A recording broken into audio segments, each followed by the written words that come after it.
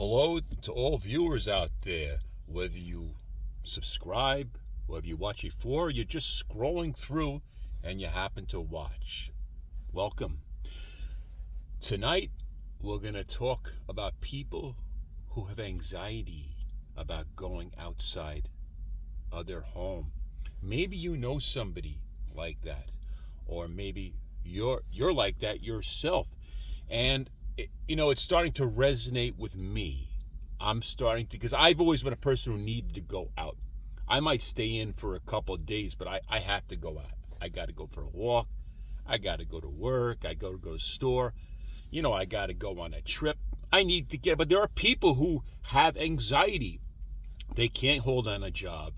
They can't, I think it's agoraphobia. And there's good reason for that, because it's a lot of stress going out and dealing with the world, and a lot of it is, I hate to say man because there's women too. So it's person-made, it's human-made. It's made by people. There are a lot of predators and bullies and intimidators out there, okay? And we're going to go through a few of them, and I'm sure there's even more examples that I'm just thinking of it right now because I'm driving across the country. And I normally don't drive because of that reason, because of the predators on the road. And there's two kinds of predators on the road. There's the bullies, the ones who ride your ass and are aggressive and intimidate. And there's the cops, too. And whenever somebody comes up my ass, I don't know. To me, they're both bad people. Cops and criminals. They're both bullies. Then there's a fine line.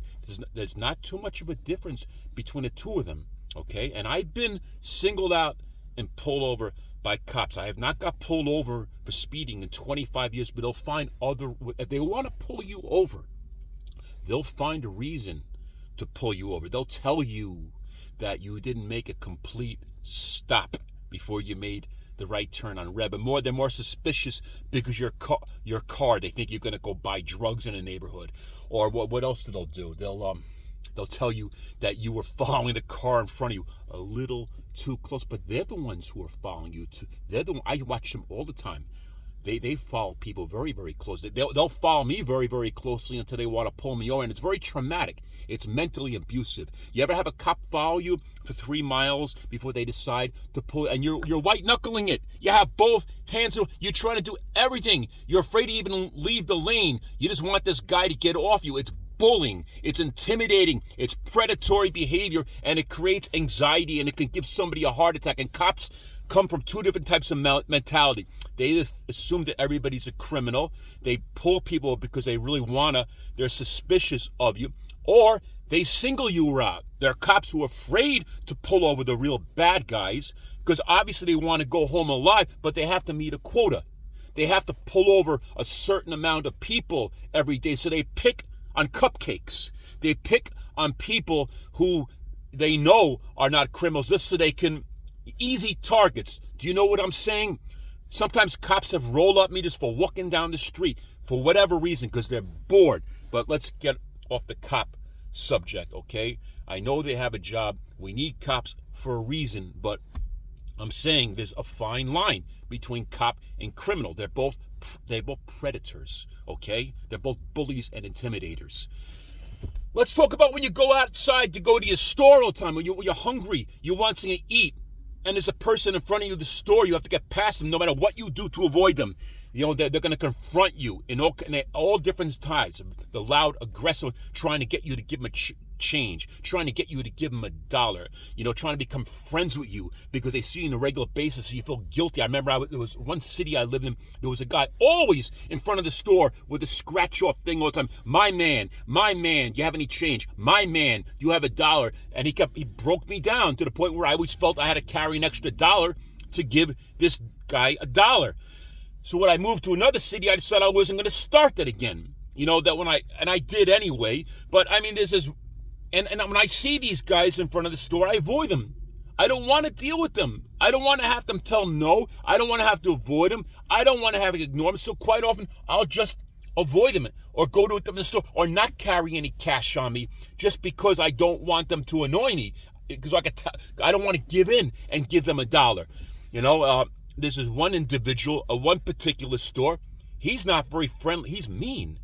If you try to smile and say to Lord, he'll give you. Not that I do, but he's always saying, "Hey, how you?" When he wants money, "Hey, how you?" Even about looking, "Hey, how you doing? You have any change?" I'm starting to break down and give him change now. But I remember one time he had lost something, and he walked up to me and he asked me, "Hey, did you find my so and so?" And I said no, and he gave me a dirty look and he walked away. And then I saw him like a few weeks later with the thing he lost, and like, "Hey, you found your so and so," and he just gave me a dirty look and he walked away.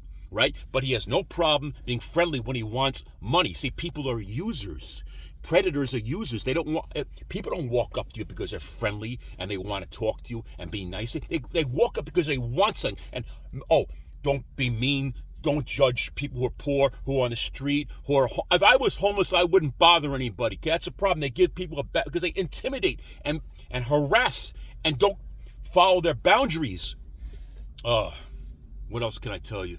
Or even when you go to work, any of you work with the public, there are people with the public, when you're visible and you're accessible to the public and there are people who, in the public, who go just to screw with people for doing their jobs. Come up to you and to all kinds of demanding questions, or you're told to enforce certain rules, like you can't do this, you can't walk over there, you can't, and they try to push it and guilt you and twist you and manipulate you.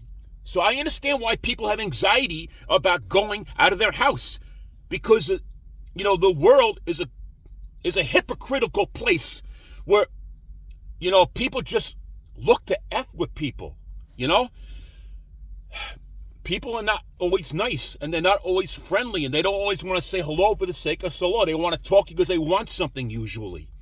That's all I have to say. Thank you for hearing me out. People talked about these things more.